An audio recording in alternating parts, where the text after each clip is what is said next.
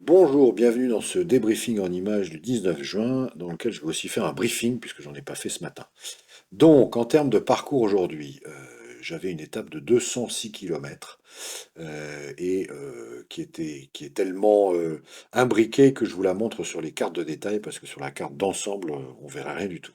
Je suis donc parti ce matin de Kenmare, qui est là. J'ai suivi la côte de la péninsule de Beira. Donc ça, c'était toute la matinée, jusque à la pointe que vous verrez dans les images tout à l'heure avec une particularité. Ensuite, je suis redescendu, donc je suivi l'autre rive face sud de la péninsule.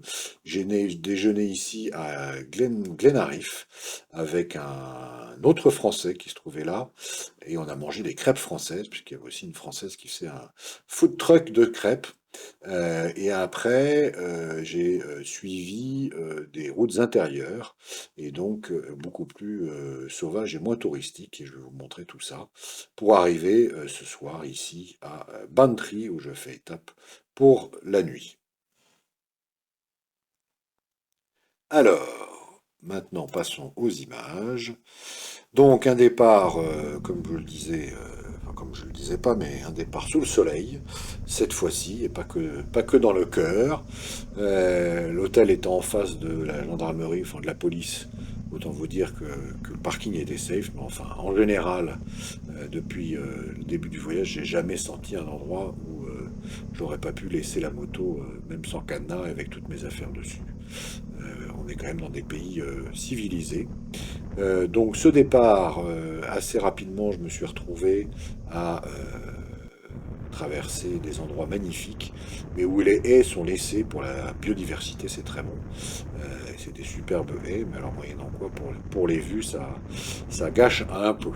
Mais bon, assez vite, je me suis retrouvé donc le long de la falaise, en bord de mer, et comme je passe mon temps à faire le tour de péninsule, et ben ce qu'on devine sur la droite, ça doit être la péninsule que j'ai fait hier, le Ring of Kerry, et là on est sur le Ring of Beira.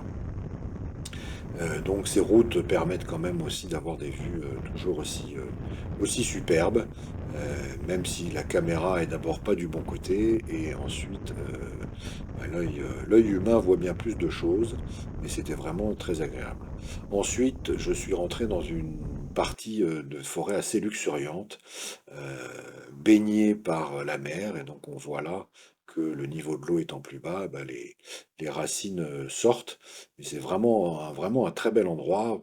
Personne, peu de monde, pas du tout touristique, beaucoup plus sauvage que le Ring of Kerry, avec, vous voyez, des forêts qui sont luxuriantes, et je pense que ça doit être dû au Gulf Stream. Et puis, au détour d'un virage, on retrouve des plages et des eaux cristallines, alors toujours avec assez peu de monde dans l'eau. J'ai aussi, après ça, fait pas mal de montées-descentes dans des cols, avec des routes plus ou moins larges et en plus ou moins bon état, mais qui offrent toujours des vues magnifiques. Alors, c'est pas les Alpes, mais c'est des itinéraires, tout ça, recommandés pour les vélos. Et je dois dire que chapeau, parce que c'est pas évident. Donc là, c'est un autre cas où je me disais, mais c'est pas possible, je vais terminer dans la cour de la ferme. Et je pense que c'est pour ça d'ailleurs qu'ils ont peint en rouge vif, pour éviter que les gens s'encastrent dedans, parce qu'on passe vraiment au milieu de leur salon. Donc là aussi, la caméra rend assez mal, mais ça grimpe sec, sur une route assez étroite, assez gravillonnée, où il y a certains endroits, je me suis demandé si ça allait passer. J'étais même obligé de rétrograder jusqu'en première, parce qu'en seconde, je pense que j'y arriverai pas. Donc ça monte, ça monte, ça monte, et puis évidemment, comme vous êtes monté, il faut redescendre. Donc là, c'est tout aussi magnifique. Et en bas de cette descente, je suis tombé d'ailleurs sur un camping-cariste belge qui me demandait si ça allait passer. Il avait un long camping-car. Je lui ai dit, moi je tenterai pas, parce que si vous êtes coincé, vous ne pourrez pas faire demi-tour. Et il était très hésitant. Et puis, ce qui est fascinant, c'est qu'où on soit, il y a toujours partout des vues magnifiques, mais aussi des habitations partout disséminées. C'est pas du tout sauvage et perdu. Alors là, on arrive au bout de de la péninsule, qui a une particularité, c'est qu'au bout de la péninsule, il y a encore une île qui n'est reliée que par un téléphérique. Alors, fait une photo, on voit bien le téléphérique, je crois. Et je pense que quand ça souffle, ça doit être assez impressionnant, ça ne doit pas marcher surtout. Et là, j'ai accéléré la vidéo pour qu'on voit bien la cabine se déplacer, mais j'avais jamais vu, pardon, j'avais jamais vu ce type d'installation pour accéder à une île qui, par ailleurs, donc, se visite plutôt à pied. Euh, et puis, ça fait plusieurs jours que, souvent dans les villages, je tombe sur des maisons de toutes les couleurs. Donc là, j'ai réussi à en capturer des bleus, des roses, des jaunes.